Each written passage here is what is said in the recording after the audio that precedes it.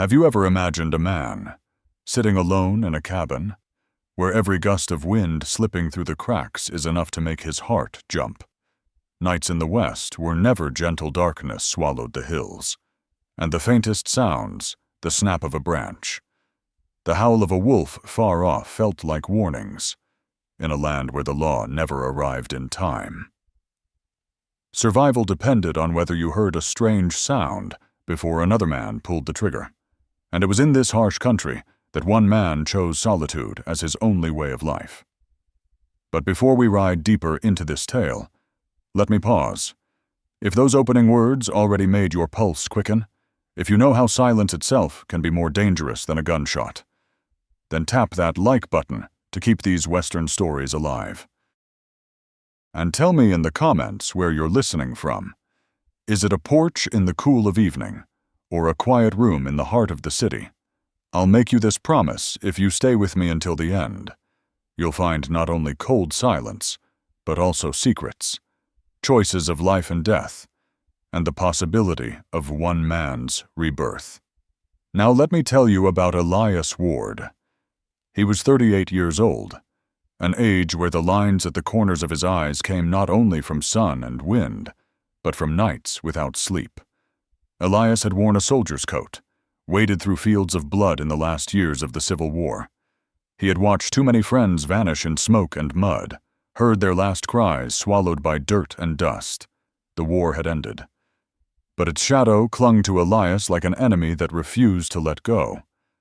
With his mustering out pay, Elias bought a patch of land far from town, far enough that no one asked questions, far enough that no one cared who the quiet newcomer was. He built a log cabin, small, just one room, a bed, a stove, a rough-hewn table, for Elias. It was a fortress, a place to bury the past. Yet solitude had never been a cure. It only made the memories louder. His days fell into patterns of repetition, splitting wood, patching fences, tending to a few half-starved cattle, then returning to simple meals, hard bread, salt pork, cooling coffee, at night, as wind pressed against the walls. Elias sat at his table, his hand never far from the old Henry rifle, not because he was looking for trouble, but because he knew out here, trouble always came when you least expected it, in the darkness. He listened sometimes to branches snapping, sometimes to the tread of an animal, or perhaps something else. His heart would tighten each time. The cabin, built to shelter him, felt more like a wooden box that trapped him with his unease. Still, Elias accepted it as part of his life. He had no family, no one waiting, no one to ask after him. Solitude became his only companion, at once a shield and a chain. On certain evenings, when the sun bled red over the ridge, Elias stood on the porch, hand on the post, eyes fixed on the fading light. He saw only empty fields and a far fence line, yet instead of peace, he felt hollow, waiting for something he could not name. Too long in silence had taught him never to believe in calm for long. He lived like a soldier still in the trench, always ready for the whistle, always ready to fire before someone else could. Loneliness, for Elias, wasn't just a choice. It was his last layer of armor. He had lost everything, comrades, the life he once knew, even the faith that things could be ordinary again. And so, in that log cabin on barren ground, Elias sat by a cooling cup of coffee, listening to the wind scrape through the boards, his gaze drifting often to the rifle within reach. He knew, sooner or later, there would be a knock at the door. And when that moment came, the quiet life he had built might be shattered forever. Some nights in the west, the darkness grew so thick it felt as though it could swallow a man's very soul. The wind had died.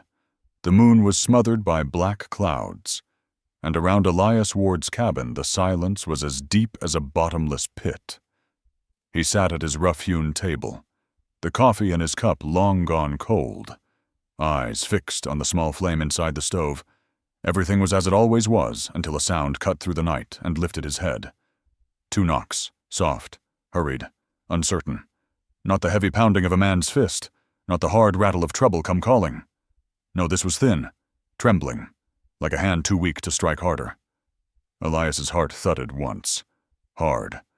For years he had grown used to silence, to the certainty that no one came this far. No one called, no one dared. So why now, on this black night, would there be a knock at his door? He rose, the chair groaning behind him. His hand moved slowly toward the latch, hesitated. In his mind flickered every possibility: a drunk who'd strayed from town, a hunter in trouble, or some trick. For out here a trap could hide behind any door. He drew a breath, slipped the latch, and pulled the door open. The clouds shifted, letting a blade of moonlight fall across the figure on his porch. It wasn't a man, nor a prowler.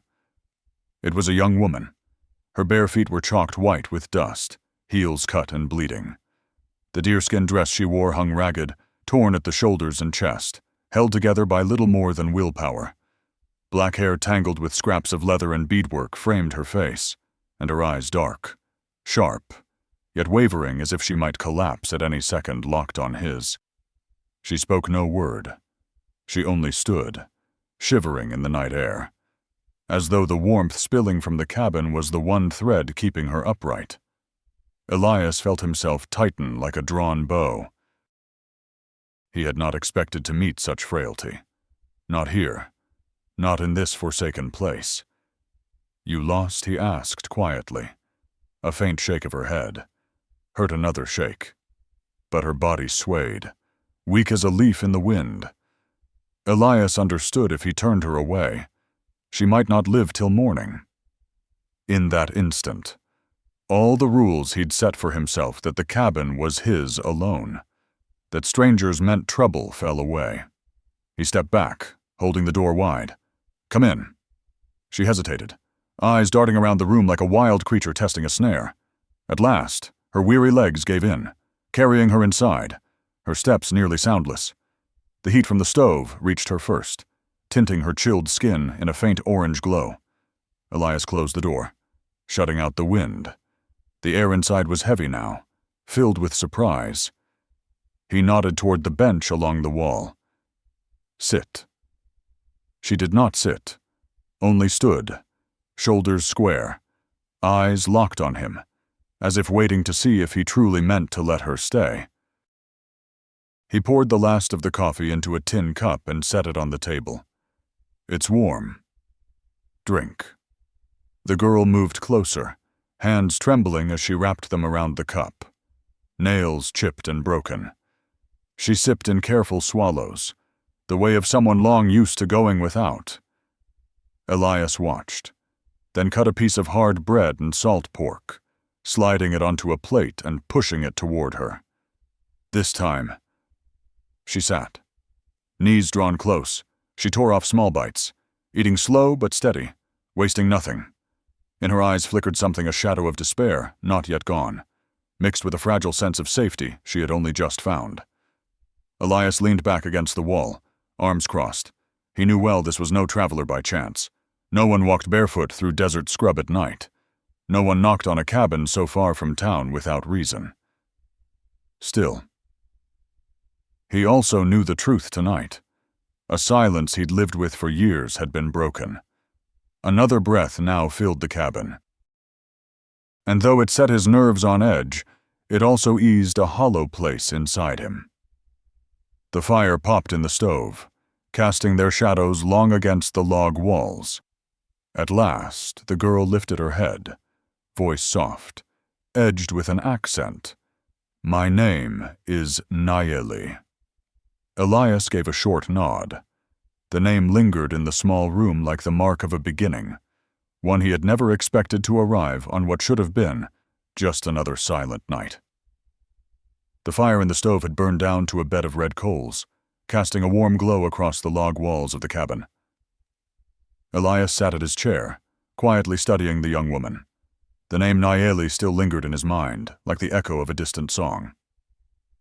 She sat at the table, a wool blanket draped around her shoulders, thin hands wrapped around a tin cup of warm water, her eyes fixed on the flames.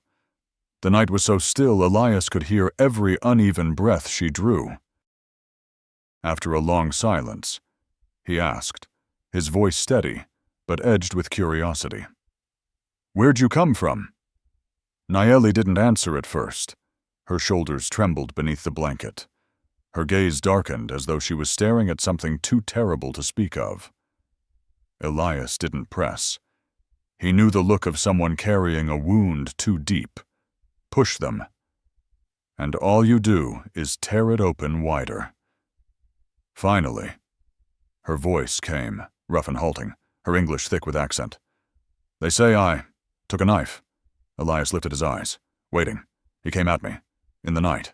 He blocked me. He wanted... Her words faltered, lips trembling, fear flashing in her eyes. She swallowed hard, then forced it out. "I used the knife. I cut him.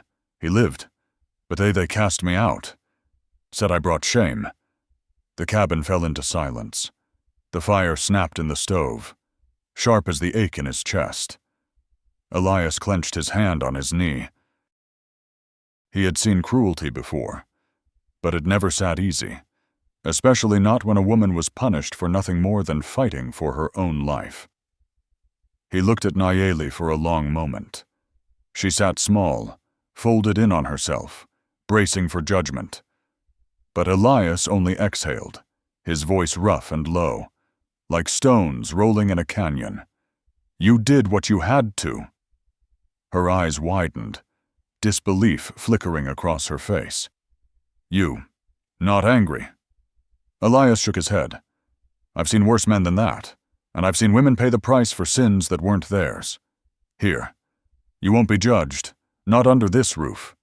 For the first time." Her shoulders lowered, as if a burden of stone had slipped away. Her eyes shimmered with the threat of tears, though she fought them back, refusing to break. Elias saw the strength in that and felt a pang of sorrow stir in him, sharp and unexpected. For years he'd built stone walls around his heart, but a few words from this girl had cracked them. He rose and fetched a heavier blanket from the foot of the bed, laying it gently across her shoulders. "Rest. You're safe here." Nayeli lifted her eyes to him, lips parting as if to speak. But no words came. At last, she gave a small nod. She curled up on the bench, clutching the blanket like a child clings to warmth after a storm. Elias returned to the table, sitting in the glow of the embers. Memories came unbidden his wife's face, the comrades he had buried, men and women alike left to be forgotten. They were like her, abandoned, unprotected, lost. He clenched his fist tighter, the ache in his chest deepening into something harder, sharper resolve. He didn't know what tomorrow might bring. Maybe her people would come looking. Maybe trouble would follow. But one thing Elias Ward knew for certain, as long as she was under his roof, no one would lay a hand on her. Outside. The wind rose again, clawing at the shutters with icy fingers. But inside that small cabin, for the first time in years, Elias did not hear only the echo of his own solitude. He heard the fragile breath of another soul, one that needed shelter. And he knew, no matter the cost, he would not turn away. The morning after that long night, Elias Ward rose early, as he always did. He stirred the fire in the stove back to life, warmth spreading through the log cabin. When he turned back toward the table, he stopped short at the sight before him. Nayeli was already awake, kneeling by the hearth, quietly gathering the ashes. Her small hands moved carefully, as though afraid to disturb the fragile stillness of the room. Elias cleared his throat softly. She startled, glancing up, her dark eyes catching the firelight. He almost told her she didn't need to do a thing, but the words stalled in his throat. Her gaze wasn't pleading, nor fearful. It was the look of someone determined to prove she belonged. Instead of stopping her, he simply gave a nod. In the days that followed, her presence began to change the cabin. At first it was small things, washing the tin plates after meals, sweeping dust from the floorboards, straightening what Elias had long neglected. Then she moved on to heavier tasks. When he split wood in the yard, she gathered the scraps into neat piles. When he hauled water from the well, she was there with a rag for his hands. At first, Elias only watched in silence, frowning now and then, worried she might tire, but as he saw her work, he realized her help was no burden. In fact, the cabin once echoing only with the sounds of his own breath now carried new notes, footsteps across the floor, the clatter of wood, the soft rustle of blankets. Strange as it seemed, those small noises dulled the emptiness inside him. One morning, Elias set out to mend the north fence. Grass had grown thick around the posts, and the wire sagged where the cattle might slip through. He meant to go alone, but when he turned back, Nayeli stood with a thin shawl around her shoulders and an old hammer in her hand. "I help," she said simply. Elias thought to refuse, then only nodded. They walked the line in the sharp air. Elias drove posts and stretched wire. Nayeli braced the wood, her small hands steady, striking clumsy nails when he showed her how. Her fingers reddened from the cold, but her eyes brightened each time a section stood straight. When Elias glanced at her, he caught the flicker of a smile, rare, but real, a smile so slight, yet it struck him like sunlight breaking after a long winter. By noon, they rested beneath a thin tree, sharing hard bread and dried meat. Nayeli ate quietly, her gaze drifting over the open fields. Elias sat beside her, and for once the silence between them was not heavy. It was the easy kind of quiet, like that between two companions who needed no words.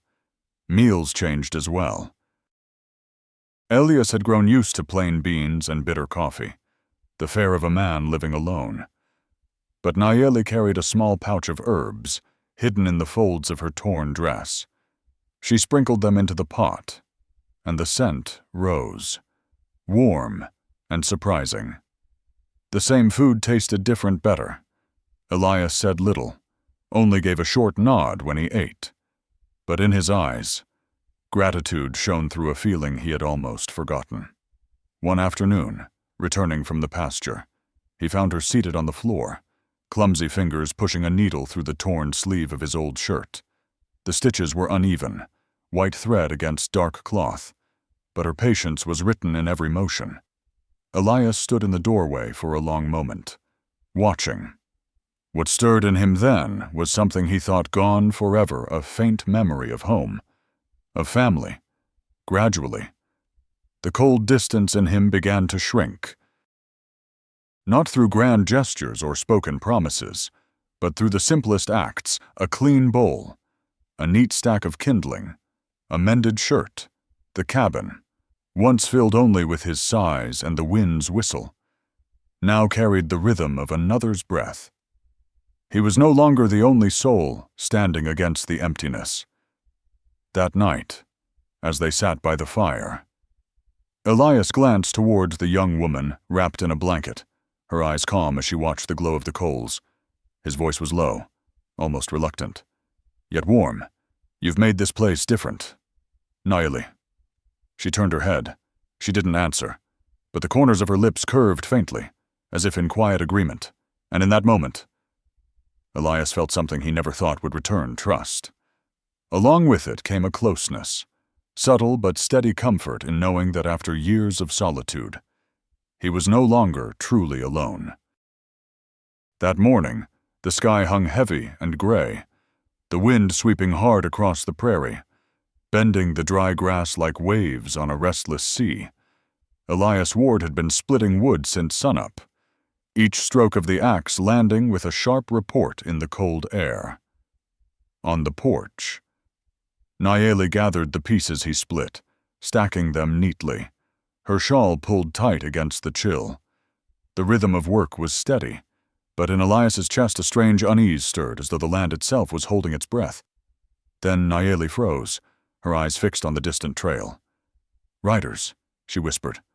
Elias lifted his head, narrowing his gaze. At first he saw only a faint smear of dust, but soon 2 horsemen emerged, riding slow, closing the distance. His gut tightened. Out here. Unexpected visitors seldom carried good intent. He set the axe aside and walked to the door, reaching for the Henry rifle resting against the wall. The motion was second nature, like drawing breath. He turned to Nayeli, inside. She didn't hesitate, slipping through the doorway and vanishing into the dim cabin. Elias stepped out onto the yard, rifle in his hands, held low but ready. The riders drew up close, their coats caked with dust, rifles slung in their saddle scabbards. Their eyes roamed over the cabin before settling on him. The first man tipped his hat. "Morning." "Morning," Elias answered flatly, his voice giving no welcome. "We're looking for a girl," the man said, eyes probing. "An Indian girl. Young. Came through this way. You seen her?" Elias didn't blink. "Can't say I have." The second man leaned sideways in his saddle, angling for a look at the cabin. "Would you mind if we took a quick look inside? Just a minute." Elias took a step forward, blocking the path, his voice dropping cold as iron. "I'd mind." "You asked. I answered. Now you can ride." The air thickened, silent except for the horses snorting and the creak of leather. The 2 riders traded a glance. The first man let out a dry laugh. "Listen, mister, we don't want trouble. But the girl needs to come back. She belongs at the camp, not here." Elias's jaw tightened. He remembered the blood on her heels, the tremor in her voice when she told him what had been done to her. He shifted his weight, planting himself squarely between them and the door. "She doesn't belong to you. Not here. Not now." The second rider's hand drifted toward his revolver. For one charged instant, the world went still, the air sharp as a blade. Elias lifted the Henry not leveled, not yet but high enough that the message was clear: take one wrong step, and the ground would drink blood. The man's fingers stalled. He swallowed and tugged lightly at his reins. The first rider scowled, then barked out, "Fine, but if you see her, tell her her people are looking." They wheeled their horses, dust trailing in the cold air. Elias didn't lower the rifle until the last trace of them vanished beyond the ridge. Only then did he breathe out, long and heavy, lowering the gun. When he stepped back inside, Nayeli was standing near the stove, clutching the edge of her blanket tight, her eyes wide. "They will come back," she said, more statement than question. "Maybe," Elias admitted, his voice steady. He set the rifle against the door and met her gaze. "But they won't take you from here. Not while I stand." For a moment, silence hung between them. Then something shifted in her dark eyes. Fear loosened, replaced by something deeper: trust. Outside, the wind rose, howling across the hills. Inside, the fire flared, throwing their shadows high on the walls. A man who had lived too long in solitude, and a girl cast out into despair, both now bound by the danger pressing close. And in that moment, though the world beyond the cabin bristled with threat, they knew this much together. They could face the darkness. After the morning standoff with the riders, the air inside the cabin felt different. Outside, the wind carried the dry sting of dust, a reminder that danger still lingered somewhere beyond the hills. Inside, the fire glowed steady in the stove, its warmth filling the small space. Elias Ward sat at the table, slowly running a cloth through the barrel of his Henry rifle, the motion as practiced as breathing. Across from him, Nayeli sat wrapped in a wool blanket, both hands curled around a tin cup, her eyes fixed on the embers. Neither spoke. The silence was heavier than nights before, as if words unsaid pressed against the walls. Elias knew the silence needed breaking. He set the rifle down and met her gaze. "You don't have to be afraid anymore. You're safe here." Nayeli blinked, nodded faintly. But in her eyes he saw more than fear, he saw pain that no warmth could chase away. He drew a breath, his voice low and rough, like dry wood cracking in a fire. I lost everything once, too. Her eyes lifted, startled. Elias rarely spoke of himself, but this time he let the memories come. In the war, I lost brothers, friends, and when I came back, he paused, eyes drifting to the worn tabletop as though its scars held the face he remembered. My wife was gone. She took sick while I was away. I came home too late. The house was empty, and it felt like the rest of my life was empty with it. The cabin held its breath. The only sound was the wind seeping through the cracks. Nayeli gripped her cup tighter, lips trembling. At last, she whispered, "Me too." Elias looked up. "My father. He died in a hard winter. My 2 little brothers grew sick, no medicine. They're gone too. I was left alone. At camp, they said I had to marry a man. Older. Cruel. I refused. And then, that night." She stopped, chest heaving, then forced the words. "I used the knife. After that, I had no family, no home." Elias listened, his chest tightening. In her broken words, he heard the echo of his own losses. He had lost a wife, a life he once dreamed of. She had lost blood kin, the ground beneath her feet. 2 lives broken, now sitting across from each other in the glow of the same fire. He set his hand on the table, palm open, not touching her, just offering. Nayeli hesitated, then laid her small, trembling hand atop his. Warmth spread between them, quiet and steady. "You're not alone," Elias said softly. "Not anymore." Nayeli bowed her head, and a tear slipped down her cheek. It was not the tear of despair, but of release, the kind that came when someone finally believed them, finally chose to stand beside them. From that night on, their conversations deepened. By day, when Elias mended the cattle pen, Nayeli lingered close, brushing the old mare's coat with slow, steady strokes. She spoke of her childhood, of running across fields with her brothers, of laughter that now lived only in memory.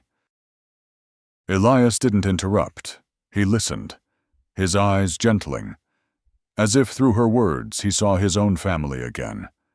By night, with the fire crackling low, Elias spoke of fallen comrades, of faces still haunting his dreams. Nayeli listened, her dark eyes shining with quiet grief.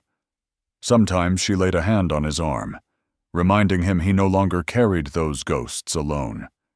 Each story they shared chipped away at the walls Elias had built around himself, and each word she spoke stitched balm into her open wounds.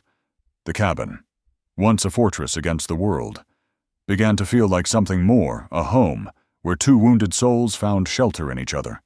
One evening, just before they settled to rest, Elias surprised even himself when he said, "If you want to stay, then stay." Nayeli didn't answer right away.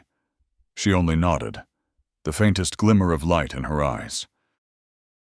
In that small gesture, they both understood the weight of the past had bound them together, dissolving fear, difference, and distance. Outside, danger still prowled.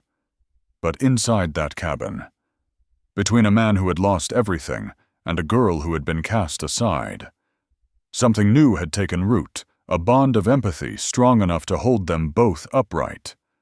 In the days that followed, the little cabin began to feel different.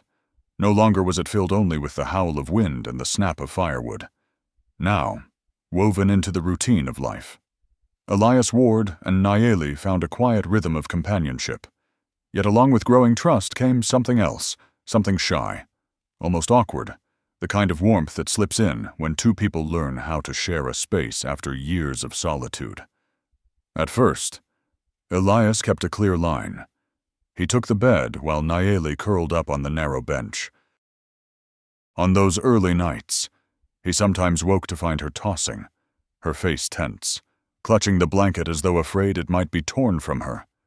Elias would rise silently, draw the blanket up over her shoulders, and return to bed. He never touched her, but in those small moments, the cabin felt less cold. One stormy night, the shutters rattled under the wind, shadows from the stove fire dancing wild across the walls. Nayeli stirred and let out a faint cry, her eyes flying open in fear. Elias went to her at once, kneeling by the bench. His voice was low, steady, almost like a prayer. "It's all right. You're safe now." Her eyes met his, wide in the firelight. Slowly, her breathing steadied, her body easing back into rest.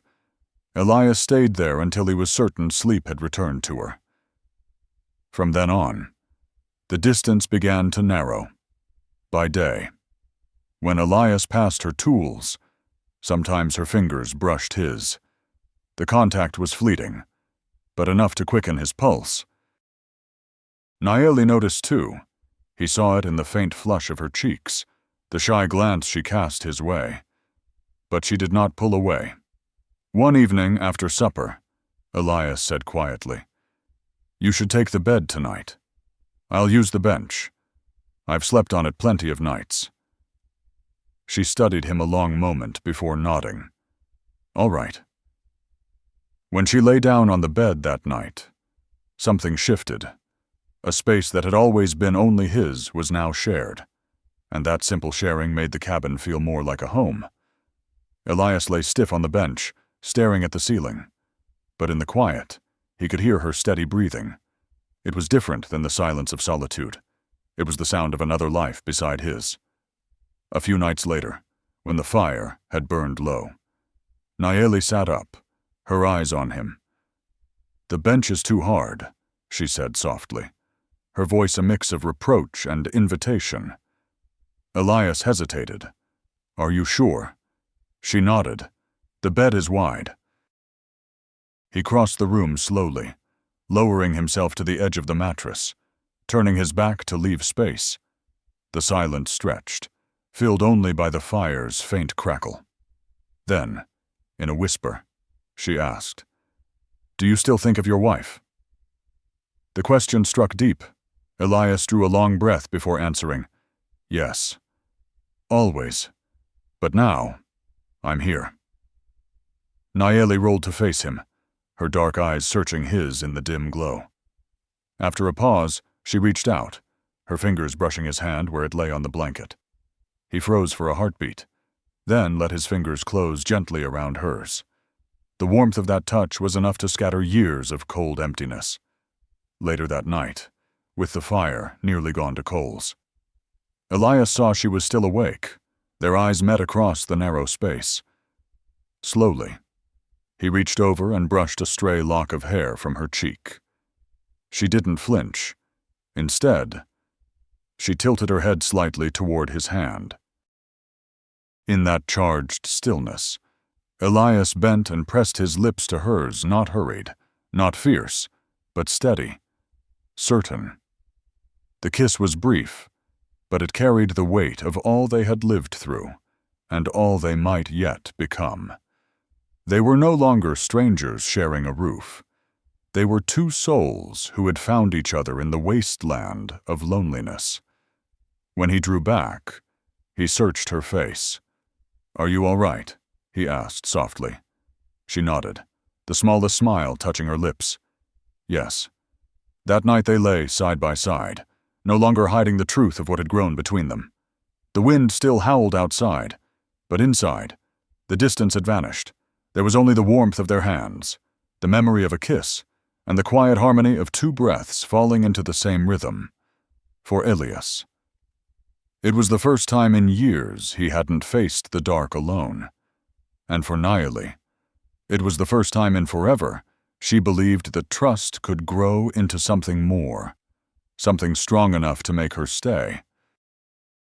The next morning, the sun rose slowly, its pale light spilling through the cracks in the shutters and laying golden stripes across the cabin floor. Elias Ward had been up since before dawn, as was the habit of a man who had lived too long in solitude. He stood by the fence line, his hand resting on the worn wood, staring out across the open fields. deep in his chest. Something new had settled overnight, a resolve so strong it pressed against his ribs, demanding to be spoken aloud. When he stepped back into the cabin, he found Nayeli clearing the tin plates from breakfast. Her long hair fell loosely around her shoulders, the hem of her worn dress brushing across the wooden floor. The sight was ordinary, yet for Elias it carried the weight of a miracle. It was the picture of a home he never thought he would see again. He stood still for a long moment before speaking. "Nayeli." She looked up, her dark eyes steady, waiting. Elias drew a breath, deciding not to soften or circle around the words. "You don't have to go anywhere. Stay here, not just for tonight, not just for a few days. Stay. For good. This cabin will be your home, if you want it." The silence thickened. Nayeli froze, her hand stilled on the table. She searched his face, surprise flickering into something deeper. Her lips trembled, then curved into the faintest, most fragile smile. "Elias," she whispered, her voice low as wind in the grass. Then she nodded. "I'll stay. With you." Warmth surged through Elias, melting years of cold from within. He stepped closer, took her hand in his calloused palm, and held it tight as though anchoring himself to this moment. In that instant, the cabin was no longer a fortress against loneliness.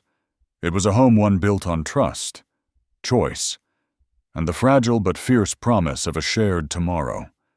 From then on, the days carried a different weight. In the mornings, Elias and Nayeli worked side by side. He mended the stock pen while she tended the fire or gathered wood. Each act, however small, left its trace on the life they were building together. The rough-hewn table that once bore witness to silent meals now echoed with quiet conversation. The bed, once the resting place of a man alone with his memories, became a refuge where two breaths rose and fell in unison. On quiet evenings, they sat on the porch steps and watched the sun bleed into the horizon. Nayeli leaned against his shoulder, her gaze stretched across the wide land.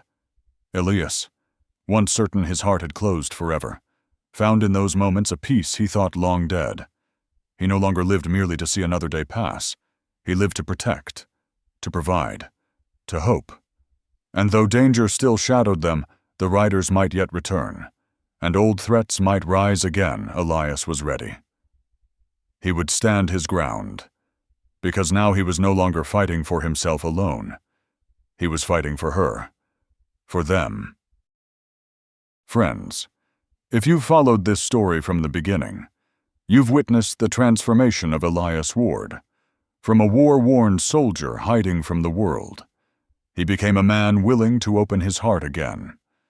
His choice to ask Nayeli to stay is not just a gesture of love, it is an act of rebirth.